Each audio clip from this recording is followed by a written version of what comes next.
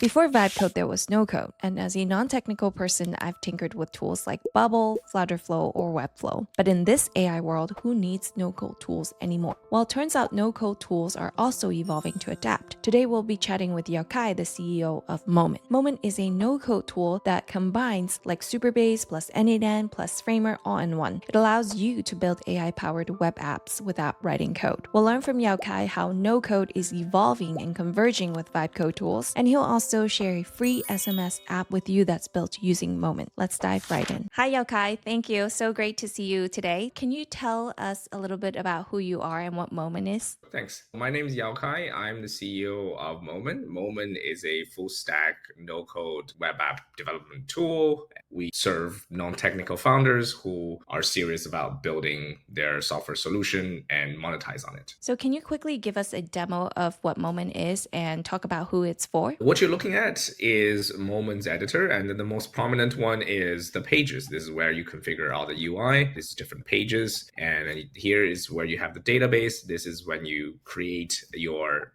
database tables and where you manage the actual data. And here is where you would import external APIs. In this case, is like Google Calendar. And action flow is where you chain a sequence of actions together on the back end. And we use that to process payments, schedule the jobs. And of course, you got the AI agent. In this case, each agent comes with input, its prompt template, context and tools and structured output, and combine that, you're able to create a full-fledged, full-stack application that's monetizable. So Yokai and I partnered together to build an example project to show you guys, and that's called SMS Myself. Yokai, can you demo that? Of course. Okay, this is SMS Myself, and the goal is to send some messages to somebody with the assistance of AI. You can even schedule it in advance. For example, in here, I want to send an SMS and I want to say, be happy. And maybe AI will draft it better than just be happy. Yeah, that's good. We can schedule something, maybe not daily at 8, let's say daily at 15:40, 45, and it will end tomorrow. Once I schedule that, an AI would take a look at the schedule, and this is going to be sent, and I should receive it within 2 minutes. And so this was built with Moment. I thought this was really needed because for me, I have like 17,000 emails and I rarely check my emails, but I do check out my SMS. For important reminders, you can schedule an SMS for yourself in the future so then you don't forget important things. I thought Moment is really interesting because as Yokai mentioned earlier, there are a few main sections: page, data, API, action flow, and AI. And this is crazy to me because it's kind of combining Superbase plus, Make or Zapier or N8N together. And Yokai, can you tell us about why Moment is needed in this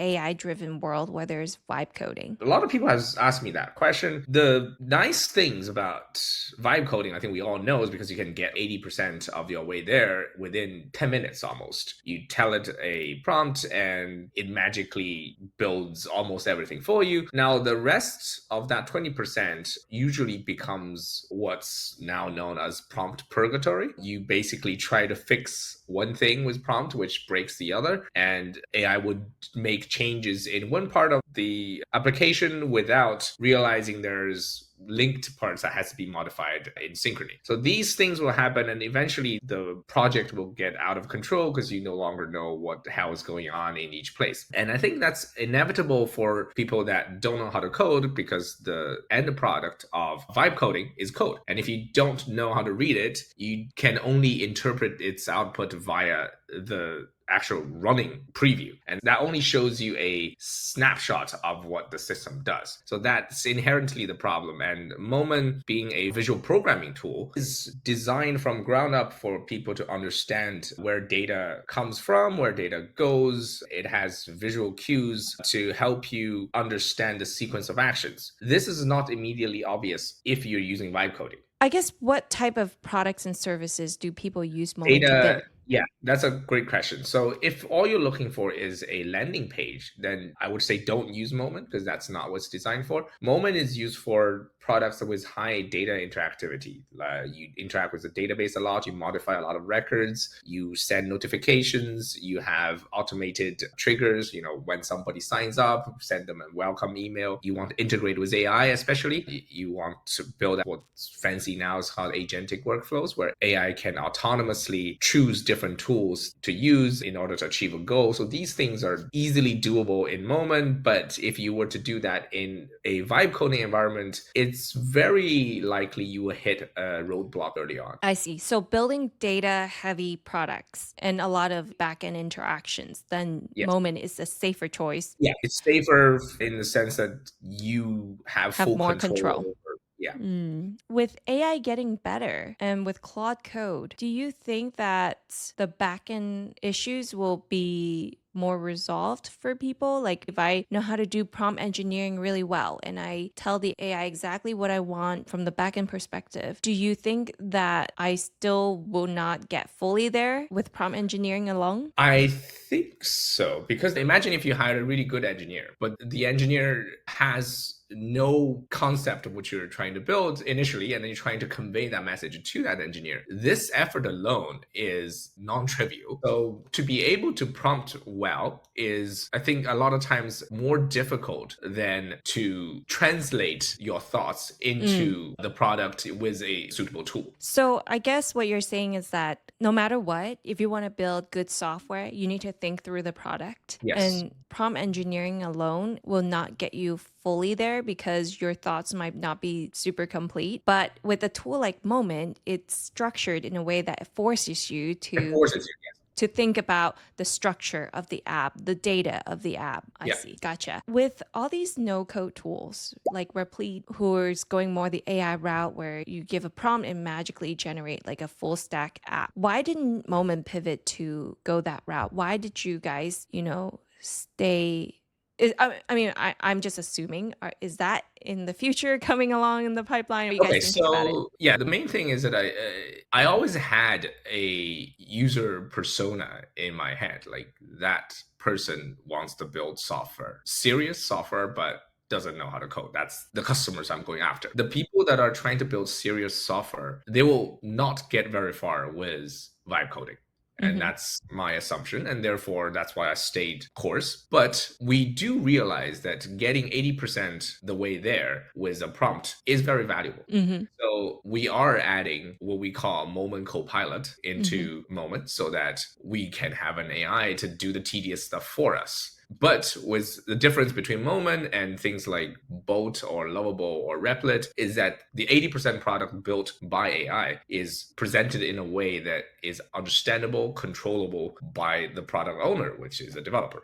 I see. So yeah, so that's our goal. And I think everything's probably going to converge onto that. Code is becoming vibe coding plus someone doing the final checks. No code is going to have the same thing. We're going to have vibe no coding plus the actual no code, right? I like that actually. So what you're saying is that Moment is going to become more of a tool that people can prompt to get you 80% there, but the back end is where you're going to give people a lot of control. Yeah. As of right now, what's the learning curve looking like? How much investment is the learning curve? Yeah, so between 10 to 30 hours is the current time investment. I would assume people would need to get up to speed. That will only be shortened by like a dedicated AI assistant for learning because people learn not just through theory, but also through pattern recognition via more examples. So that is something that we might build next year, but that wouldn't change this year. This year, we're just building the co-pilot, the actual building thing. The Okay. building and teaching are going to be two separate agents. I have used tools like Bubbles before, and it was always really daunting for me. Like the learning curve was what kind of prevented me from using it. But I could see that if you guys are doing this AI copilot that's going to give me 80% there and give me granular control in backend and the data, then then I think I'm more likely to try it, especially since the front end a lot of times is where a lot of my Effort. effort goes. So, when do you guys plan on releasing that? We have just built out the database agent, the database structure agent helper, and then Hmm. I think the front end thing is gonna be the end. We're gonna have a beta by the end of this quarter. I'm not expecting it to be perfect by any means, Hmm. but it's going to be our basis for iteration. Oh, awesome. Can you talk about in terms of the database, because you guys work with AI, you guys do RAG, right? Yeah, so we have full support for vector embedding. For every single column, you can turn on embedding models. And once you Oh. have that, you can just do RAG on that. You have tool use, you have all the shebang that you need to build a fully agentic workflow. So that's why I think Momen, I would say almost like Framer on the front end, then married to Supabase for the database, that then married to either N8N or Zapier for the API plus Action Flow plus AI thing. It's like a three-way marriage between multiple products.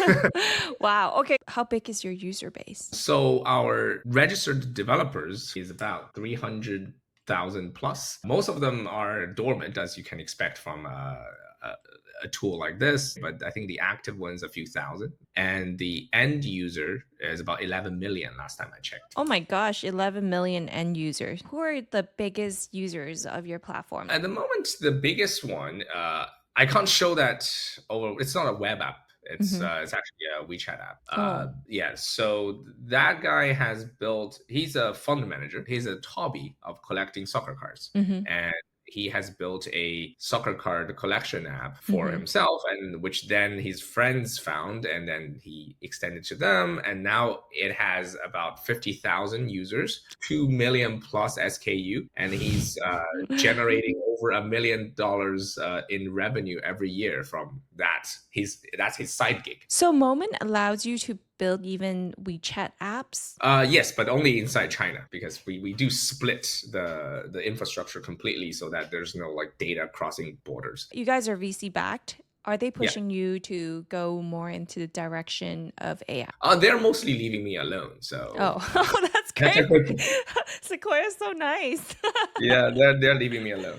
Okay, that's awesome. Where do you see the future of AI moving toward for people who are building software? Thing about AI is it's going to do the repetitive cognitive tasks. So Mhm. anything that you find repetitive, tedious, and annoying should be automated away via AI, one way or another. But there's also the exploratory, the innovative, and the processes that you really want tight control over. And that's going to be the differentiator between your product and someone else's product. Because everybody can build a lovable website, right? But what is really going to sell is your thinking. So I think there's no replacement there. The AI is just lifting the baseline for every single skill set. And for us to make any money, we have to stay above that in one of the areas. And then that's, I think, the most important takeaway that I have looking at this whole AI wave. Do you have any tips for people who are engineers and even non-engineers in this AI world? Like what should they be focused on upskilling? What should they learn? If you are hiring engineers now, what are you looking for? Are you guys using like AI to Yeah, code? we all everybody has access to either Cursor or GitHub Copilot. I pay for that. But the biggest quality, the most important quality I look for in an engineer is curiosity.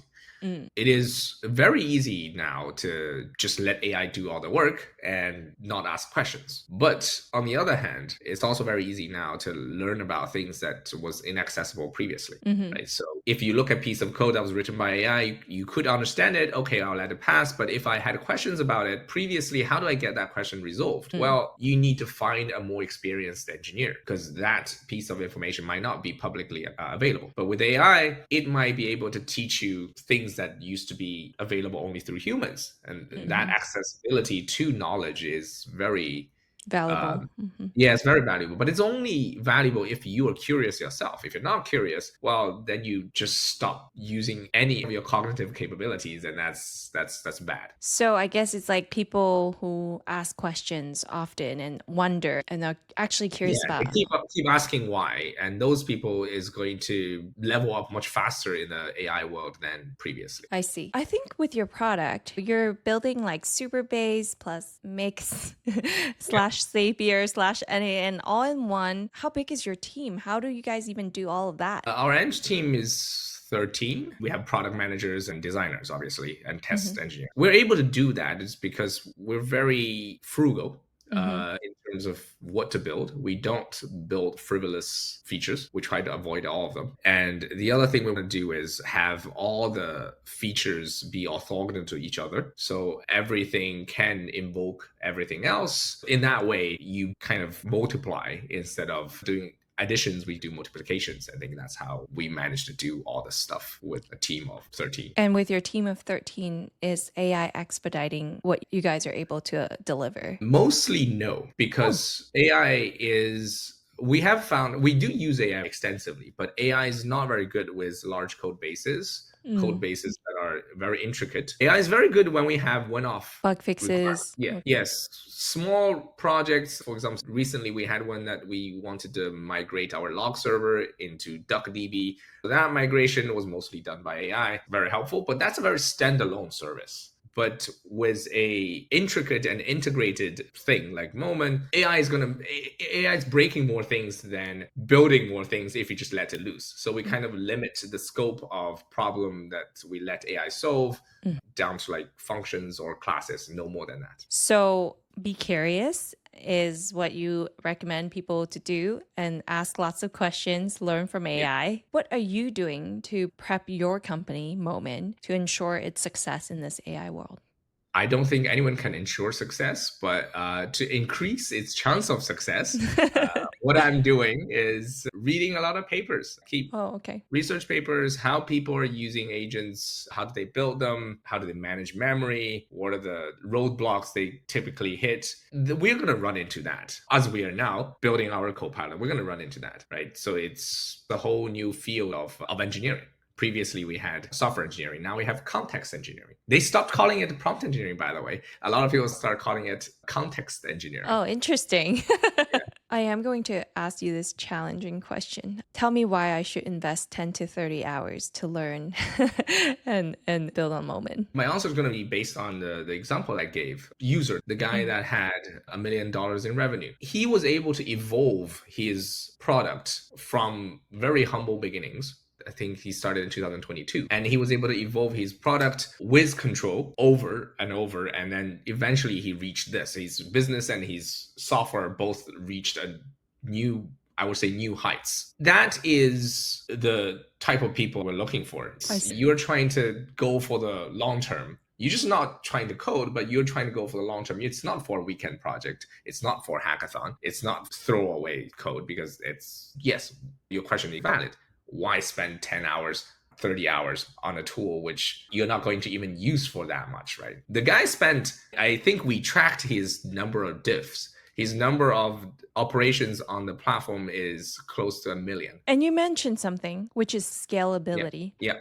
Your infrastructure, did you guys build Moment in such a way that supports scalability? Yes, we designed that from day one. It has to be scalable and affordable at the same time. It's useless if you can scale a lot and then you just pay through your nose, right? So in terms of DAU, the daily active user, the largest client that we had, even though it was a simple app, it was just checking in, it's a check-in app, 120,000 in a morning, and all he had to pay is $500 per month. So I don't think any no-code tool can boast that number. I see. People should use Moment because of the pricing, the scalability, the control over the back end. Okay, gotcha. With AI agents, I know a lot of people talk about MCP servers and tools that you can give your AI agents. Do you Yeah. guys support that too? Not yet. We are planning to. MCP is definitely something we're looking at, and not only in our agent builder, but we also intend to expose the Moment editor via MCP itself. So you can use external AI to interact with the Moment editor. Gotcha. What made you decide to start your own company? I always thought that's the only way to live because I came from a family. My dad started a business. I never thought there was any other way to live. He kind of instilled it into you that you have to Yeah. have your own business. Gotcha. Yeah, because otherwise, working for someone else. I mean, I did work for someone else for like almost a decade. That company went public. I was like engineer number 13 or 14. I forgot exact number, but the company called Medallia. It went public in 2018 or 19. I forgot. So after that, I started this. I see. I guess because you grew up in that kind of background, can you share something that you've learned from your parents, your dad, like who started a business, how to run a business? What's something that have stuck with you that you follow? Cost control. Uh, yeah. Cost control Be is like frugal. number one, cost control, and then that permeates down our organization now too.